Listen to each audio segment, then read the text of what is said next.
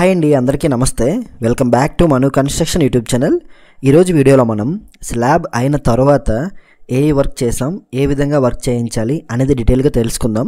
So video అయితే చాలా ఇంట్రెస్టింగ్గా ఉండబోతుంది. వీడియో ఎక్కడ స్కిప్ చేయకుండా చూడండి. వీడియోలో ఉన్న కంటెంట్ మీకు నచ్చితే తప్పకుండా వీడియోకి ఒక లైక్ చేయండి. ఇక్కడ మీరు చూస్తున్నారు కదా, స్లాబ్ అయిన తర్వాత ఫస్ట్ లైన్ అయితే మార్క్ చేస్తున్నామండి మేము. ఫస్ట్ అయితే 9 ఇంచ్ లైను ఓవరాల్గా మొత్తం చుట్టూ కూడా 9 ఇంచ్ లైన్ అయితే వేస్తాం మేము. ఫస్ట్ లైను పిట్టగోడలు కట్టినప్పుడు.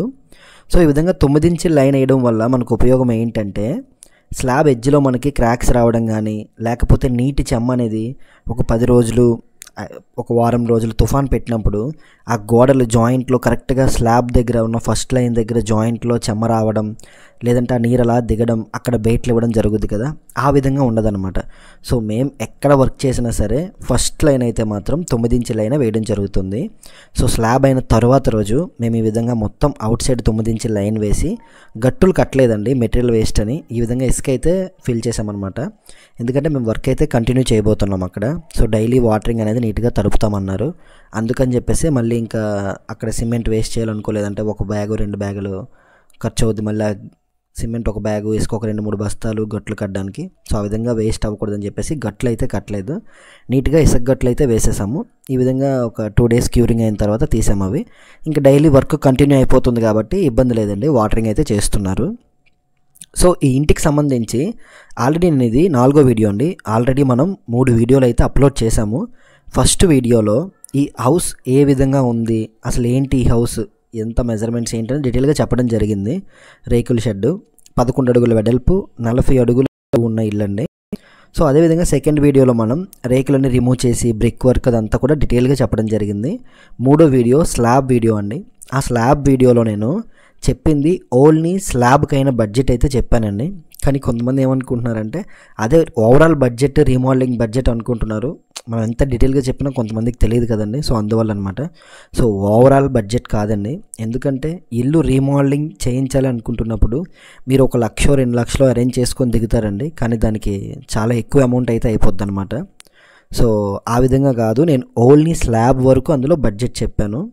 సో స్లాబ్ తరువాత మీకు ఓవరాల్ బడ్జెట్ చెప్తానన్నాను కదా, ఇదే ఆ వీడియో. ఇందులో మేము స్టార్టింగ్ నుంచి ఏమేమి తెప్పించాం ఏంటి అనేది మీకు డీటెయిల్గా చెప్తానండి. ఇసుక అయితే మాత్రం అక్కడికి దగ్గరలోనే ఉంది కాబట్టి ఒక 2-3 యూనిట్లు అయితే ఇసుక అయితే వేయించారండి స్టార్టింగ్లో. సో అది అంత డీటెయిల్గా తెలీదు ఎంత వేయించారనేది. నేను అనుకుంటున్న వరకు ఒక 3 ట్రాక్టర్లు ఇసుక అయితే వేయించారు. అదేవిధంగా ఇటుకలు అయితే ఒక లోడ్ ఇటుకలు అయితే ఫస్ట్ దింపడం జరిగిందండి. ఇక్కడ మీరు చూస్తున్నారు కదా ఇటుక బెడ్లు అయితే. సో ఇవి 3000 ఇటుకలు అయితే దింపారు. వీటి కాస్ట్ 14,000 నుంచి స్టార్ట్ అవుద్ది. 14,000, 16,000, 12,000 కూడా వస్తాయి కొన్ని దగ్గరలో. సో ఇక్కడ ఇటుకలు బట్టి అనేది పక్కనే. సో అందుకే తగ్గవచ్చు, 13,000, 14,000 వచ్చేసింది 3,000 ఇటుకలు. సో అయితే చాలేదండి, ఇంకొక 1000 ఇటుకలు అయితే మళ్ళీ తెప్పించాము. ఓవరాల్గా ఈ రీమోడలింగ్ వర్క్కి 4,000 ఇటుకలు అయితే ఖర్చు అయ్యాయి మాకు. అదేవిధంగా స్లాబు మిగతా వర్క్లు అన్నీ కలుపుకొని 3 నుంచి 4 యూనిట్లు ఇసుక అయితే ఖర్చు అయింది. సో స్లాబ్ వీడియోలో మీకు డీటెయిల్గా చెప్పాను బడ్జెట్ ఏది ఎంత అనేది. సో ఇందులో మళ్ళీ చెప్తున్నాను. ఇసుక ఒక ట్రాక్టర్ ఇసుక 1600 అండి ఇక్కడ. ఓవరాల్గా 4 నుంచి 5 ట్రాక్టర్లు అనుకోండి. అదేవిధంగా పిక్క అవన్నీ కూడా మీకు డీటెయిల్గా చెప్పాను. ఇప్పుడు ఇటుకలు ఓకేనండి. సో ఇక్కడ పిట్టగోడలు కట్టాం కదండి. ఇక్కడ మీరు చూడొచ్చు ఫస్ట్ లైన్ 9 ఇంచులు వేసి రింగులు పెడతాం కదా మనం, దిమ్మలు కట్టి. ఆ దిమ్మల్లో ఈ రింగులు పెట్టినప్పుడు వీటి లెంత్ అనేది సరిపోవడం లేదండి. ఇక్కడ మీరు చూసారు కదా పాతవి, ఇవి ఐరన్ అయితే పెట్టేవాళ్ళు ఈ విధంగా 8mm రాడ్లు వంచి. సో ఇప్పుడు మనకి రెడీమేడ్లో ఇవి దొరుకుతున్నాయి, ఇవి పెడుతున్నాం. కానీ వీటిలో మైనస్ ఏంటంటే ఈ లెంత్ అనేది సరిపోవడం లేదండి. ఇది ఏదైతే కంపెనీ వాడు ఇస్తున్నాడో ఈ లెంత్, అది జస్ట్ 2.5 ఇంచులు మాత్రమే ఉంటుంది. అట్లీస్ట్ ఒక 4 ఇంచులు లేదా 5 ఇంచులు ఇచ్చినా బాగుండు.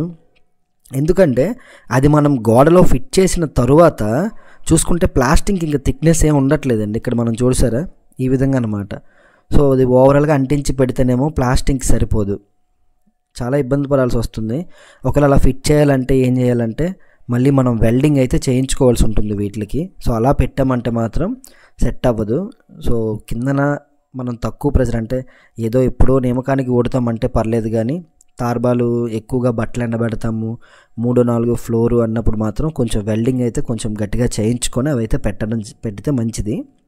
అదేవిధంగా ఈ పిల్లర్ డిస్టెన్స్లు కూడా ఇక్కడ మీరు చూసారు కదండి, 9 ఇంచుల డిస్టెన్స్ ఇచ్చాం కదా దిమ్మలు. ఆ దిమ్మల డిస్టెన్స్ ఇవ్వడానికి కారణం ఏంటంటే అంత డిస్టెన్స్గా కింద రూమ్ సైజులు ఏవైతే ఉన్నాయో వాటి ప్రకారమే ఇచ్చేసామండి. అంటే దగ్గరికి మరి దిమ్మలు అయితే ఇవ్వలేదు. సో మళ్ళీ ఫ్యూచర్లో పైన కడతారన్నారు, ఒక రూమ్ కడితే ఇబ్బంది ఉండకూడదు. అలానే ఇక్కడ మీరు చూడొచ్చండి, మేము స్లాబ్ అయిన తర్వాత నుంచి ఏ వర్క్ చేసామంటే ఫస్ట్ మొత్తం 9 ఇంచుల లైన్ అయితే బ్రిక్ వర్క్ చేసాము. ఆ తర్వాత బ్యాక్ సైడ్ ఒక బీమ్ ఉంది, దాని వర్క్ అయితే మొదలు పెట్టామంటే మెట్లు ఎక్కించడానికి. అదేవిధంగా ఇంకా పిట్టగోడలు అయితే కడ్డం మొదలు పెట్టామన్నమాట. సో ఇక్కడ మీరు చూడొచ్చు పిట్టగోడలు ఏ విధంగా వర్క్ జరుగుతుంది ఏంటి అనేది.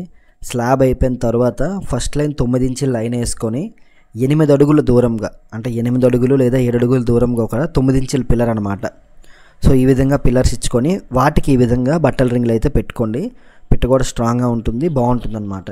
బట్ ఇవి వెల్డింగ్ చేయించితే ప్లస్ ఏంటంటే మీకు ప్లాస్టింగ్ థిక్నెస్ అనేది ఇంకొంచెం బయటకు వస్తుంది, ఆ రింగు బాగుంటుంది. సో వెల్డింగ్ చేయించుకుంటా పెట్టామనుకోండి ఇదనమాట. ప్లాస్టింగ్ చేసేటప్పుడు ఇంకా రింగులు అటు ఇటు ఆడవు, ఇంకా అవి ఇంకా అలా పర్మనెంట్గా ఉండిపోతాయి అన్నమాట. సో అందుకే వాటికి ఇంకో 3-4 ఇంచులు వెల్డింగ్ చేయించామనుకోండి బెస్ట్. అది నేను ఇంకో వీడియోలో డీటెయిల్గా వెల్డింగ్ చేయించిన ఉన్నాయి వేరే దగ్గర, అది మీకు ఇంకో వీడియో పెడతాను అనమాట. ఈ వీడియో కొంచెం ఎమర్జెన్సీగా చేశాను, అందుకే అవి చూపించట్లేదు మీకు. ఓకేనండి. అదేవిధంగా మేము ఇప్పుడు బ్యాక్ సైడ్ వర్క్ జరుగుతుందని చెప్పాను కదా, స్టెప్స్ కూడా అయితే కడుతున్నాము, అది కూడా మీకు చూపిస్తాను ఇప్పుడు. సో మాకు ఓవరాల్గా కింద అంటే 4000 ఇటుకలు అని చెప్పాను కదండి. ఈ 4000 ఇటుకలు అనేవి పిట్టగోడలకి, అదేవిధంగా బ్యాక్ సైడ్ మేము ఏదైతే స్టెప్స్ రావడానికి గోడ కడుతున్నామో దానికి అన్నిటికీ కలిపి అనమాట. ఓకేనండి. అలానే ఇక్కడ మీరు చూసారు కదా, స్టెప్స్కి అయితే ఇక్కడ రెడీ చేస్తున్నాము. ఇది ఆల్రెడీ ఫుల్ వీడియో మీకు అప్లోడ్ చేశాను, పార్ట్ 2 వీడియోలో ఉంటుంది వర్క్ అంతా కూడా. గుమ్ములు తీసి పునాది వేసి స్లాబ్ రోజే బీమ్ వేసామండి. దీనికి ఎఫ్ యాంగిల్లో బీమ్ అనమాట. ఇక్కడ మీరు చూడొచ్చు, మొత్తం ల్యాండింగ్కి పునాది తొక్కి ఆ పునాది మీద ఒక లైన్ అయితే మార్క్ చేసుకున్నాం మెట్ల ల్యాండింగ్కి. దానికి బీమ్ అయితే కాంక్రీట్ బీమ్ వేయడం జరిగింది. ఆ బీమ్తో కలిపి నేను ఐరన్ చెప్పాను మీకు స్లాబ్లో, అంటే 40,000 రూపాయలు ఐరన్ తెచ్చామన్నాం కదా. స్లాబు 44 అడుగుల పొడవు, 11 అడుగుల వెడల్పు స్లాబ్కి ఐరను, అదేవిధంగా ఈ ఎఫ్ యాంగిల్లో ఉన్న బీమ్ ఐరను, అలానే మాకు పైన ల్యాండింగ్ ఐరన్, అదేవిధంగా పైన పెట్టగోడల మీద చుట్టూ 8 mm ఒక రాడ్డు పెట్టి కాంక్రీట్ పిక్కేయడానికి తెప్పించుకున్నాం దానికి. అదేవిధంగా బయట పక్క డ్రాప్స్ ఉంటుంది కదండి, ఆ డ్రాప్స్కి ఇవన్నీ కలిపి ఐరన్ అనమాట. సో ఒక్క స్లాబ్ ఐరన్ మాత్రం 40,000 కాదు, మిగిలిన ఐరన్ అంతా కలిపి చెప్తున్నాను మీకు. ఐరన్కి 40,000 రూపాయలు ఖర్చు అయింది. అలానే బ్రిక్స్ 4,000 ఇటుకలండి, ఇది మొత్తం కలిపి అనమాట ఈ పనికి. అదేవిధంగా మెట్లు కట్టడానికి, అలానే మెట్ల సైడ్ గోడ, పైన పెట్టగోడలు, అలానే స్లాబ్ రేకులు అయితే ఏవైతే రిమూవ్ చేసి స్లాబ్ ఎత్తులు కట్టామో వాటికి అన్నీ కలిపి ఇటుకలు అయితే 4,000 ఇటుకలు ఖర్చు అయ్యింది. ఒక 5 యూనిట్ల ఇసుక అయితే ఖర్చు అయిందండి, అంటే 5 ట్రాక్టర్లు, బ్రిక్ వర్క్, ప్లాస్టింగ్లు, స్లాబ్ అన్నీ కలిపి అనమాట. పిక్ ఒక 2 లోడ్లు, మిగతాదంతా మీకు తెలిసిందే, బడ్జెట్ అంతా చెప్పాను. ఇదంతా ఎందుకు ఇంత డీటెయిల్గా చెప్తున్నానంటే అండి, రీమోడలింగ్ ఇల్లు అనేసరికి మీరు ఒక బడ్జెట్ అనుకుంటారు, అది ఇంకా దానికి డబుల్ బడ్జెట్ అయిపోతూ ఉంటుందన్నమాట. ఒక ఎస్టిమేషన్ లేక అలా జరుగుతూ ఉంటుంది. సో 11 అడుగుల వెడల్పు, 40 అడుగుల పొడవు ఉన్న ఇంటికి ఒకవేళ రేకింట్లో మీరు ఉన్నట్లయితే స్లాబ్ వేస్తే ఎంత బడ్జెట్ అవుద్ది అనేది డీటెయిల్గా ఎక్స్ప్లెయిన్ చేశాను స్లాబ్ వేసిన వీడియోలో. మీకు మిగతాదంతా కూడా ఇప్పుడు మేము చెప్తున్నాం కదా లేదనమాట. కూలీలు కూడా ఎలా ఉంటుందంటే అండి, మాకు ఒక్కొక్క రోజు ఆఫ్ డే పని అనమాట. యాక్చువల్లీ ఈరోజు వచ్చి మేము ఒక ల్యాండింగ్ కాంక్రీట్ వేసి వెళ్ళిపోదాం అనుకున్నాము. స్లాబ్ అయిన తర్వాత మేము చేసిన పని ఏంటంటే ఒక 2 days చేసామండి. ఆ 2 days కూడా పైన 4 ఇంచుల లైన్ అయితే కంటిన్యూ చేసాము. అలానే బ్యాక్ సైడ్ మెట్లది సగం గోడ కట్టాము. తర్వాత రోజు మెట్ల ల్యాండింగ్ది ఫుల్ గోడ కట్టి పైన పిట్టగోడలు అయితే కంప్లీట్ చేసామన్నమాట. సో ఓవరాల్గా అది 2 రోజులు అయిపోయింది, ఇది ఒక రోజు అనమాట. ఈరోజు యాక్చువల్లీ ఏం చేద్దామన్నంటే మెట్లు కాంక్రీట్ వేసి వెళ్ళిపోదాం అనుకున్నాం, కానీ బయట డ్రాప్స్ కూడా రెడీ అయిపోతున్నాయి. సో ఒక పక్క మెట్లు మొత్తం ల్యాండింగ్ అంతా కాంక్రీట్ వేసేసాం. మధ్యాహ్నం అయింది, ముగ్గురం వచ్చాము. సో ముగ్గురం కూడా మెట్ల ల్యాండింగ్ కాంక్రీట్ వేసి బయట డ్రాప్స్ అన్నీ మెత్తాం అనమాట. సో ఇక్కడ ఏంటంటే లేబర్ ఎక్కువగా లేరండి, లేబర్ అంతా మేమే, మేస్త్రులు మేమే, లేబర్ మేమే, అంతా మేమే అనమాట. ఎందుకంటే బయట ఊరు వెళ్ళి పని చేయడం కాబట్టి అంతా సర్దుకొని పని చేస్తేనే అవుద్ది. సో ఇక్కడ మీరు చూడొచ్చు ల్యాండింగ్, ఇది తక్కువ ప్లేస్ అండి, ఇది ఏరియా కొంచెం తక్కువ ఉండడం వల్ల వెడల్పు అంతా. సో గుమ్మం పోటు రాకుండా మెట్లు తీయాలి. సో ఆ విధంగా ప్లాన్ చేసుకున్నాం స్టెప్స్ అనేవి. మొత్తానికి కంప్లీట్ అయితే అయిపోయింది ల్యాండింగ్ కాంక్రీట్ వేయడం. ఇంకా ల్యాండింగ్ కాంక్రీట్ వేసిన తర్వాత బయట అసలు అయిన వద్ద ఉంది ఇప్పుడు డ్రాప్స్. ఇది మాకు మధ్యాహ్నం అయిపోయింది, ల్యాండింగ్ వేసేసరికల్లా మిక్స్ చేసుకొని అన్నీ చెక్ చేసుకొని ఐరన్ కొంచెం కట్టి హెల్ప్ చేసింది అంతా కలిపి. అదేవిధంగా బ్రిక్ వర్క్ కొంచెం పైన పెట్టుకోవడం పెండింగ్ ఉంటే అదొకటి అయింది. ఇంకా డ్రాప్స్ మెత్తామన్నమాట. సో ఇల్లు స్టార్టింగ్ స్టేజ్లో ఏ విధంగా ఉందనేది ఫస్ట్ వీడియో ఉంటుందండి, నేను డిస్క్రిప్షన్లో లింక్ ఇస్తాను, కార్డ్స్లో కూడా వీడియోస్ ఇస్తాను, అవి చూడండి. స్లాబ్ వేయడానికి అది అలానే మేము మొదలు పెట్టినప్పుడు ఏ విధంగా ఉంది ఏంటి అనేది, ఇల్లు స్టార్టింగ్ స్టేజ్లో ఎలా ఉందనేది కూడా మీకు డీటెయిల్గా తెలుస్తుంది అందులో. అదేవిధంగా ఇది ఓవరాల్గా కంప్లీట్ అయిపోయిన తర్వాత, అంటే పెయింటింగ్ ఇల్లంతా ఫైనల్ అయిపోయిన తర్వాత నేను ఒక వీడియో పెడతాను మీకు. సో ఎలివేషన్ వర్క్ అంతా కలిపి అనమాట, ఓకేనా.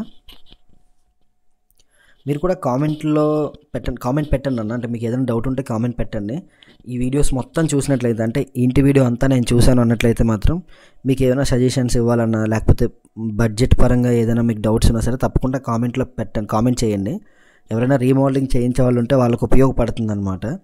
సో ఓకే, దీనికి ఇంత బడ్జెట్ అవ్వబోతుంది, మనం చేస్తే ఈ విధంగా చేయించాలి, ఈ వర్క్ తర్వాత ఈ వర్క్ ఉంటుంది అని డీటెయిల్గా తెలుస్తుంది. సో స్లాబ్ అయిన తర్వాత మేము ఏదైతే ఫస్ట్ లైన్ 9 ఇంచులు వేసాం కదా, ఆ 9 ఇంచుల దగ్గరికి నీట్గా డ్రాప్స్ అయితే మెత్తడం జరుగుతుంది. ఇక్కడ మీరు చూడొచ్చు డీటెయిల్గా. ఎప్పుడు కూడా స్లాబ్ ఒక కటింగ్ లోపలికే ఉంచుకొని బ్రిక్ వర్క్ చేసినప్పుడు ఒక ఇంచి బయటికి తెప్పించుకుంటామండి డ్రాప్స్ది. అలా తెప్పించుకున్నట్లయితే మాకు కరెక్ట్గా పార్ వస్తుంది అనమాట. అందుకని అలానే ఇక్కడ మీరు చూడొచ్చు పైన అయితే పైపులు సెట్ చేస్తున్నాము. ఈ పైపులు కూడా కొన్నో కాదండి, ఆల్రెడీ పాత ఇంటి రేకులు ఉన్నాయి కదా, ఆ రేకులు ఏవైతే రిమూవ్ చేసామో ఆ రేకులు పైపులు ఉన్నాయి కదండి, ఆ పైపులే ఫ్రంట్కి ఎంట్రన్స్ డిజైన్లో పెట్టామన్నమాట. ఇక్కడ 3 పైపులు అయితే కొంచెం బడ్జెట్ సేవ్గా ఉంటుందన్నారు. అదేవిధంగా బాగుంటుంది కూడా, నీట్గా ఉంటుంది, అంత హెవీగా కాకుండా డూము మరీ ఇటుక బెడ్లతో కట్టి ప్లాస్టింగ్లు చేసిన కన్నా కొంచెం బెటర్గా ఉంటుంది, లైట్ వెయిట్ ఉంటుందని చెప్పేసి అలా కట్టాము. అలానే స్టెప్స్ ఇంకా మాకు పెండింగ్ ఏంటంటే ఈ గోడలు అయితే ఉన్నాయండి, స్టెప్స్ పైన గోడలు కట్టాలి. అంటే ఒక సైడ్ గోడ ఒక సైడ్ రైలింగ్ అనమాట. రైలింగ్ ఇప్పుడు కాదు, ఎప్పుడో చేయిస్తారు. ఫస్ట్ అయితే అవుట్ సైడ్ 4 ఇంచుల గోడ అయితే కట్టేయాలనుకుంటున్నాము. ఇంకా మాకు పెండింగ్ వర్క్ ఉన్నది అదేనండి, ఆ గోడలు కట్టి చుట్టూ కాంక్రీట్ బెల్ట్ అయితే రన్ చేయాలి. సో ఎంట్రన్స్ అయితే ఈ విధంగా ఉంది. మీకు ఫైనల్ వీడియో వస్తుంది, అప్పుడు కంపేర్ చేసి చూడండి, బాగుంటుంది. స్టార్టింగ్ ఎలా ఉంది ఇప్పుడు ఎలా ఉంది అనేది. అలానే మేము ఎక్కడ పిట్టగోడలు కట్టినా సరే ఫస్ట్ అంటే గ్రౌండ్ లైన్ అయితే మాత్రం 9 ఇంచుల లైనే వేస్తాము. ఆ తర్వాత పిట్టగోడలు కట్టి వాటి మీద కాంక్రీట్ బెల్ట్ అయితే రన్ చేస్తామండి.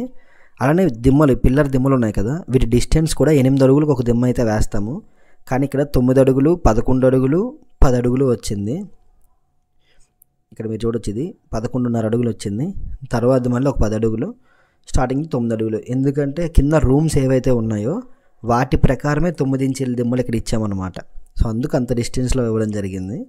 అది కూడా బలంగానే ఉంటుందండి, ఎందుకంటే మేము కింద 9 ఇంచులు ఇచ్చాము, తర్వాత ఒక 9 లైన్లు అయితే కట్టాము, తర్వాత కాంక్రీట్ బెల్ట్ మొత్తం రన్ చేయాలనుకుంటున్నాము. సో ఇంకా బ్రిక్ వర్క్ అంతా కంప్లీట్ అయిపోయింది, ఇప్పుడైతే కాంక్రీట్ బెల్ట్ రన్ చేయడమే. ఇక్కడ మీరు చూసారు కదా, మొత్తం ఓవరాల్గా బ్రిక్ వర్క్ మీద ప్రతి ఒక్క దగ్గర కూడా ఒక 8 mm రాడ్ అయితే పెట్టాము.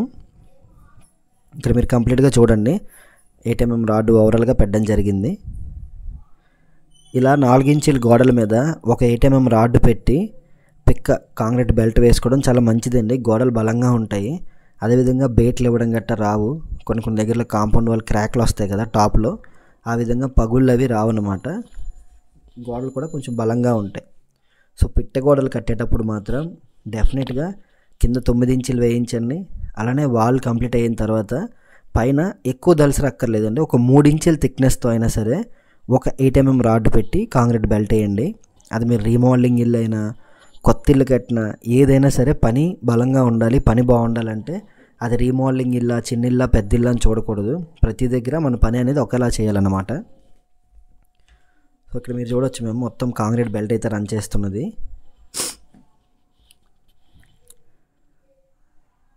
బట్టల రింగులు, అదేవిధంగా 8 mm రాడ్ అనమాట. సో ఇంకా ప్లాస్టింగ్స్ వీడియో, అదేవిధంగా పుట్టీలు పెట్టింది అవి వస్తాయి నెక్స్ట్ వీడియోలో మీకు, ఓకేనండి. అలానే మీరు రీమోడలింగ్ ఇల్లు చేయించినట్లయితే మీకు ఎంత బడ్జెట్ అయింది, మీ ఇల్లు పొడుగు వెడల్పులు ఏంటి అనేది కూడా కొన్ని సజెషన్స్ చెప్పండి, తెలియని వాళ్ళకి చాలా ఉపయోగపడతాయి ఇలాంటి వీడియోస్ అనేవి. ఎందుకంటే వర్క్ చేయించాలి అనుకుంటారు కదండి, ఒక ఐడియా ఉంటుందన్నమాట.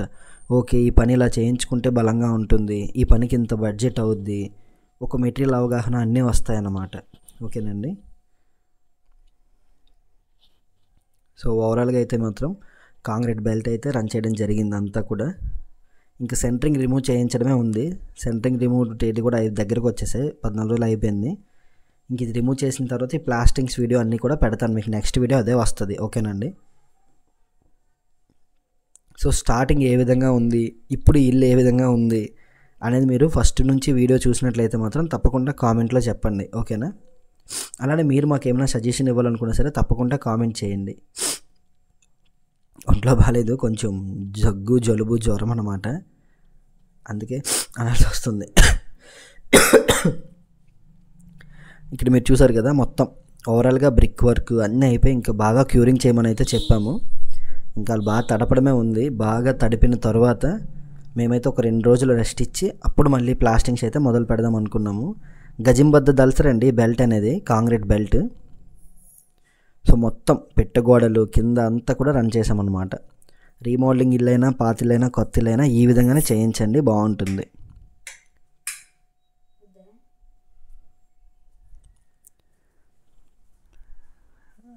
అదండి. సో ఓవరాల్గా కంప్లీట్ అయితే అయిపోయింది. నెక్స్ట్ వీడియోలో మీకు ఫినిషింగ్ డూమ్ వర్క్ అంతా కలిపి అప్లోడ్ చేస్తాను. ఇప్పటి వరకు చూసిన వీడియో ఎలా అనిపించిందో తప్పకుండా కామెంట్లో చెప్పండి. వీడియో లెంత్ ఎక్కువ అవడానికి కారణం ఏంటంటే డీటెయిల్గా మీకు అంతా చూపించాలి, అంతా ఎక్స్ప్లెయిన్ చేయాలని చెప్పేసి ఇంత లెంత్ వీడియో అయితే పెట్టానండి. ఎందుకంటే షార్ట్లు కట్ చేసి పెడితే అర్థం కావట్లేదన్న అంటున్నారు. సో అందుకే డీటెయిల్గా మొత్తం పెట్టడం జరిగింది. అలానే వీడియోలో ఉన్న ఇన్ఫర్మేషన్ మీకు ఎలా అనిపించింది, మీరు ఏదైనా సజెషన్స్ చెప్పాలనుకుంటే తప్పకుండా కామెంట్ చేయండి. అలానే మనం ఎవ్రీ వీక్ వీడియోస్ వస్తున్నాయి కదండి, ప్రతి సండే కూడా మనం వీడియో రిలీజ్ చేస్తున్నాం కదా. ఆ వీడియోస్లో చాలా మంచి ఇన్ఫర్మేషన్ అయితే ఉంటుంది. సో తప్పకుండా ఆ వీడియోస్ కూడా చూస్తారని అనుకుంటున్నాను. అలానే మీరు ఈ మధ్యకాలంలో రీమోడలింగ్ ఏమైనా చేయించారా, లేకపోతే మీరు రీమోడలింగ్ చేయించాలి అనుకుంటున్నారా, ఏది మీకు సందేహంగా ఉన్నా తప్పకుండా కామెంట్ అయితే చేయండి, ఓకేనా. So thanks for watching. For more such content subscribe to Manu constructions. మళ్ళీ నెక్స్ట్ వీడియోతో మళ్ళీ కలుద్దాం. నెక్స్ట్ వీడియో అయితే మాత్రం ఫుల్ ఇన్ఫర్మేషన్ అయితే వస్తుంది. జై హింద్, బాయ్ బాయ్.